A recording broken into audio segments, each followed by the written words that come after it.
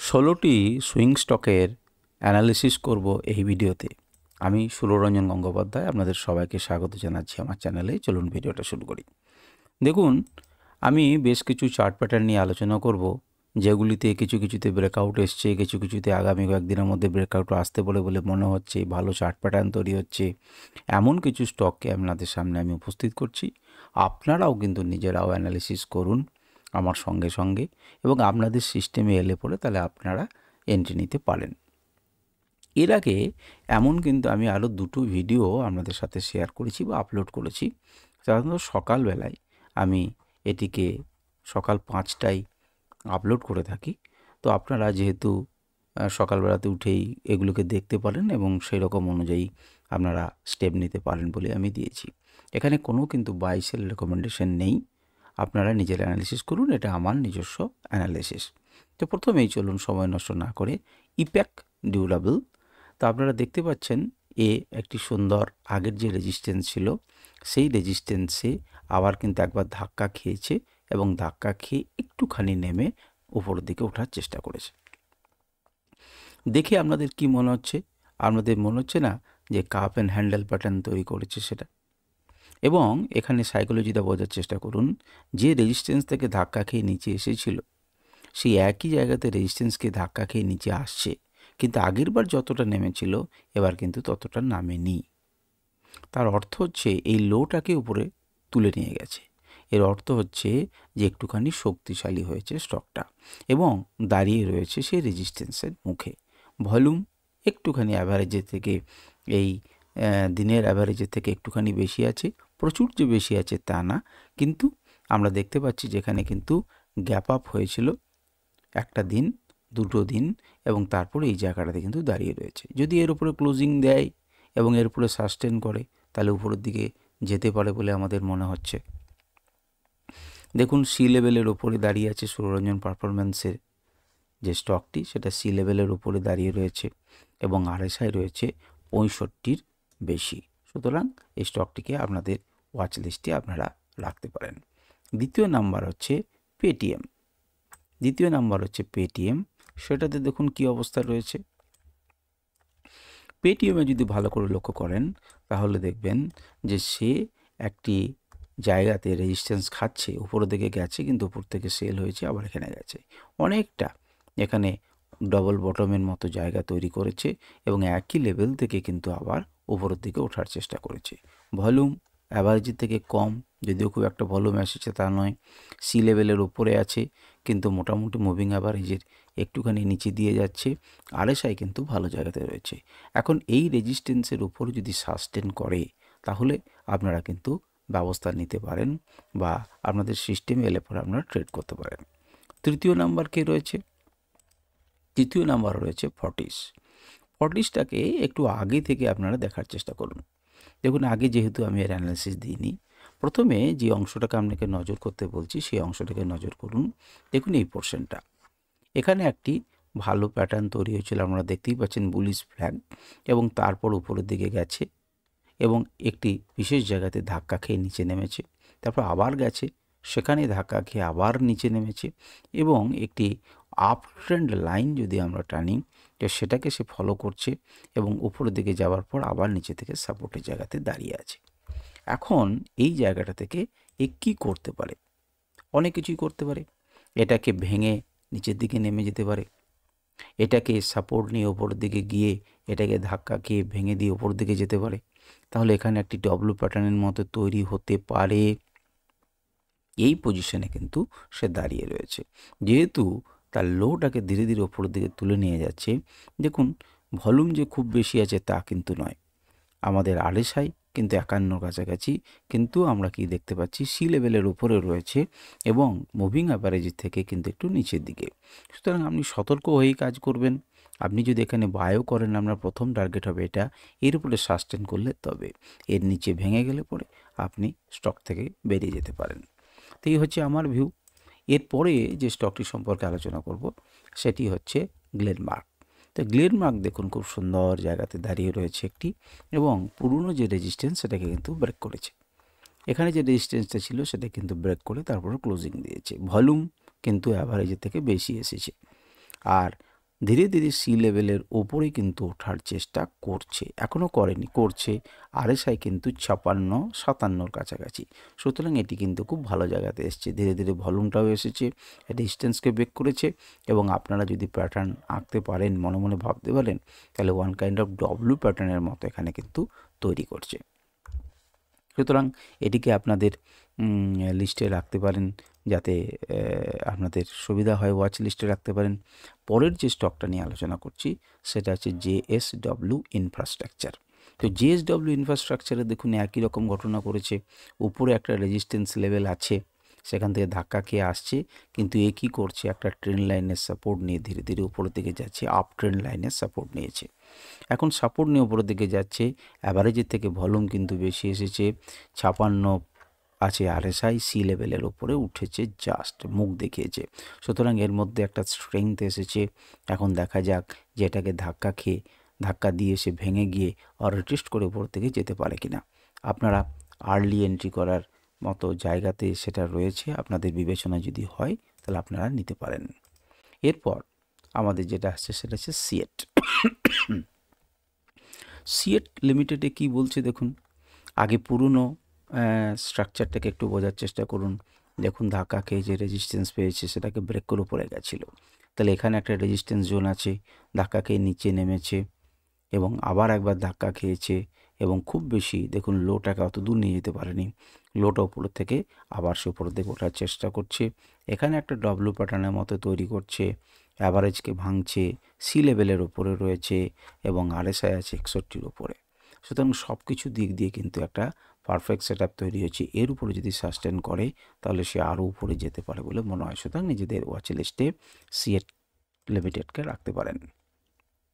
এরপরও হচ্ছে দেখুন ক্যাপলিন পয়েন্ট। তো ক্যাপলিন পয়েন্ট দেখুন যে রিসেন্ট ভালো রেজাল্ট সে দিয়েছে, এবং সেখানে কি দেখছি দেখুন না, ধাক্কা খেয়ে নিচে নেমেছে এবং তারপরে এই রেজিস্ট্যান্সটাকে ব্রেক করে উপরে ক্লোজিং দিয়েছে।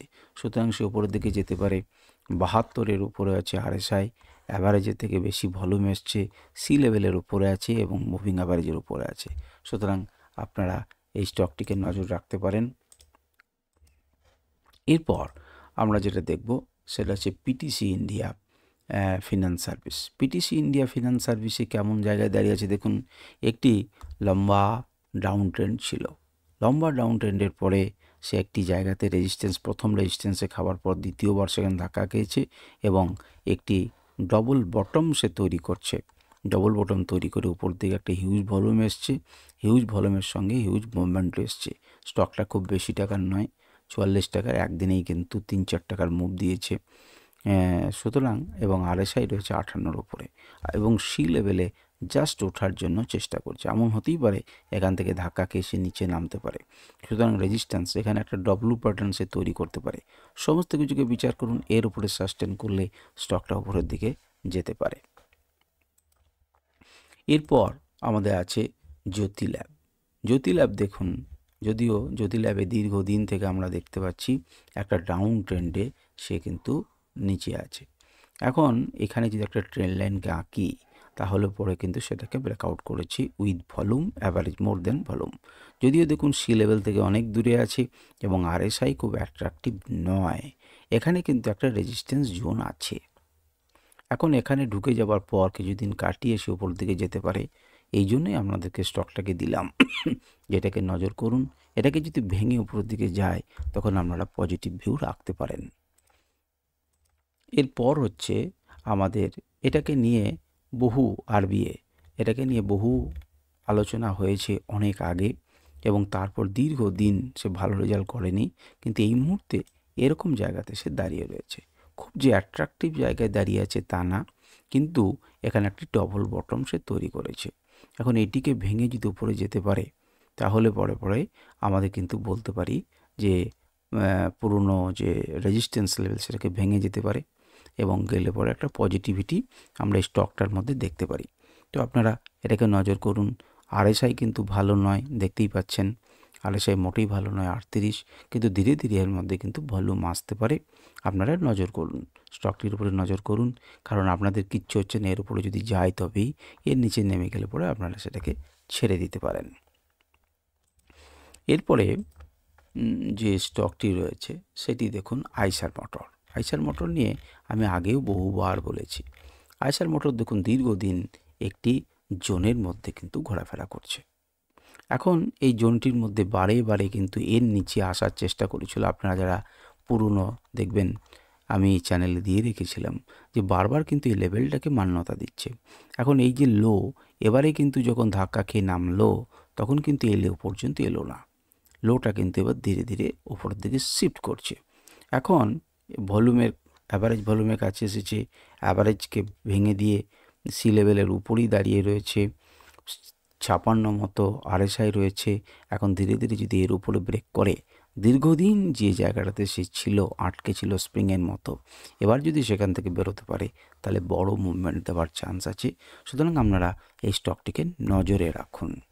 আজকেই চলে আসবে তা নয়, কিন্তু আপনারা নজরে রাখুন। এরপর হচ্ছে মডিসন্স। মডিসন্স দেখুন, আপনারা যদি দেখেন তাহলে দেখবেন এখানে কিন্তু একটা রেজিস্ট্যান্স লেভেল আছে। এই লেভেলটাকে দীর্ঘদিন সে ভাঙার চেষ্টা করছে এবং এখানে একটা বক্স প্যাটার্ন তৈরি করছে। এখন ভেঙে উপর দিকে গেছেও, কিন্তু ওপর থেকে কিন্তু কি এসছে, সেলিং এসেছে এবং উপর দিকে দেখতেই পাচ্ছেন এই জোনে কিন্তু রেজিস্ট্যান্স আছে। এখন হতে পারে যেখানে কিছুদিন দেখুন ভলিউমখানি অনেকখানি এসছে, যেখানে একদম ভলিউম ছিল না সেখানে বেশ কিছুটা ভলিউম এসছে এবং সি লেভেলের উপরে আছে, সাপোর্ট নিয়ে উপর দিকে ওঠার চেষ্টা করছে এবং আরএসআই হচ্ছে 66-67 কাছাকাছি। সুতরাং এবং লোটাকে ধীরে ধীরে কিন্তু উপরের দিকে তুলছে। সুতরাং আপনারা এই স্টকটিকে নজর রাখতে পারেন। এর ওপরে যদি সাস্টেন করে 200-র ওপরে, তাহলে স্টকটিতে একটা পজিটিভিটি আসতে পারে বলে মনে হচ্ছে। এরপর আমরা দেখাচ্ছি সেটা হচ্ছে ডিসিএক্স ইন্ডিয়া লিমিটেড। এ কিন্তু একটি ডব্লিউ প্যাটার্ন তৈরি করেছে, আপনারা দেখতেই পাচ্ছেন। ডব্লিউ প্যাটার্ন তৈরি করে প্রায় ভেঙে ফেলেছে, ওপরের দিকে আছে। শেষের দিকে ভলিউম দেখুন, ইনক্রিজিং ভলিউম 64-র মতো আরএসআই। সুতরাং এর উপর যদি সাস্টেন করে তাহলে তার অল টাইম হাই বা প্রিভিয়াস হাইটাকে আপনারা টার্গেট ধরতে পারেন। ধীরে ধীরে ধীরে ধীরে সে যেতে পারে, আপনারা এটার উপরে নজর রাখুন।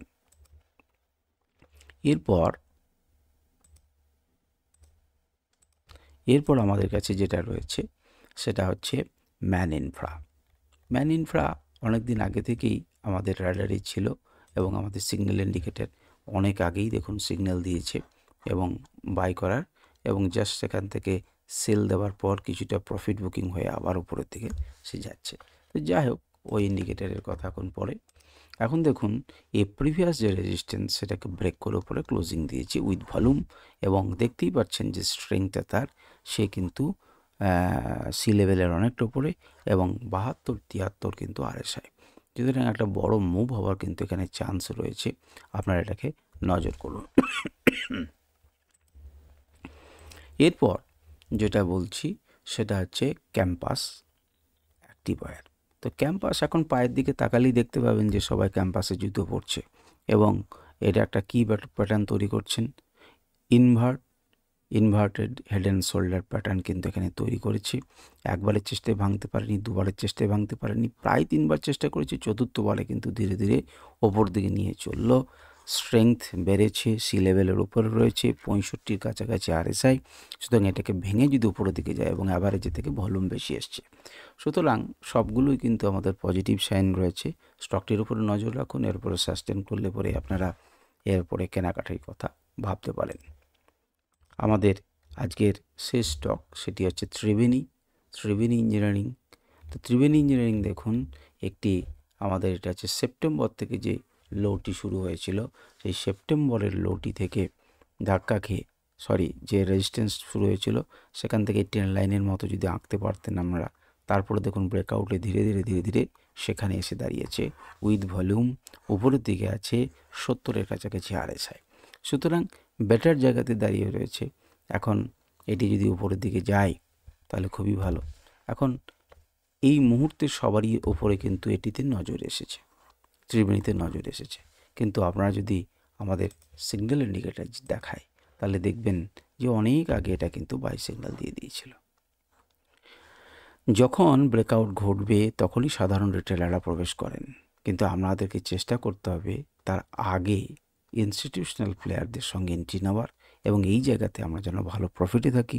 এখন ব্রেকআউট সফল হলে পরে খুবই ভালো, আমরা আমাদের স্টপ লস ট্রেল করবো এবং এগিয়ে যাব। আর যদি ব্রেকআউট থেকে ভেঙে যায় তাহলে পরে কিন্তু আমাদের যেন লস না হয়, আগে এন্ট্রি নিতে হবে এবং যখন লোকে এন্ট্রি নেবে তখন বেরোনোর কথা ভাবতে হবে। যাক, এটা কিন্তু খুব কম পয়েন্ট না, প্রায় 30%-এর মতো কিন্তু মুভ আমরা ক্যাপচার করেছি আমাদের ইন্ডিকেটরের সাহায্যে অনেক আগেই। তো যাই হোক, এই হচ্ছে আমাদের আলোচনা। এই কটি স্টক, 16টি স্টক সম্পর্কে, চার্ট প্যাটার্ন সম্পর্কে আলোচনা করলাম। আশা করি আপনাদের ভালো লাগবে। আপনারা কমেন্ট করে জানাতে পারেন কোনো বিশেষ স্টকের কোনো অ্যানালিসিস চাইলে, বা আপনাদের কেমন লাগছে ইচ্ছা করলে পরে আপনারা জানাতে পারেন। নমস্কার, ধন্যবাদ। আর নতুন করে কিছু বলার নেই। যদি কোনো প্রশ্ন থাকে আপনারা প্রশ্ন করতে পারেন, আমি চেষ্টা করব উত্তর দেওয়ার। নমস্কার, ধন্যবাদ।